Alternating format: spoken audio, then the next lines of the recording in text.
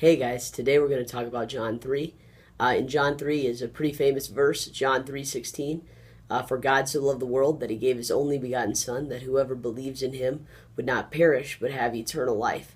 Now I'm sure some of you guys have heard that verse before. It's pretty famous, whether you've been in church or not been in church. Most people are at least familiar with that verse. And what's interesting about that verse is that it fits right in with the theme that we've been talking about in John, that God actually wants to draw close to humanity, that he loves us and desires for us to see his characteristics and return to him and look more like him. And so John 3:16 inside John 3 fits well with what we've been thinking about even for the past two chapters. But what also is cool in this chapter that I just kind of wanted to point out really quick is maybe right before this you didn't understand the story Jesus told Nicodemus, where he talks about this bronze snake out in the desert.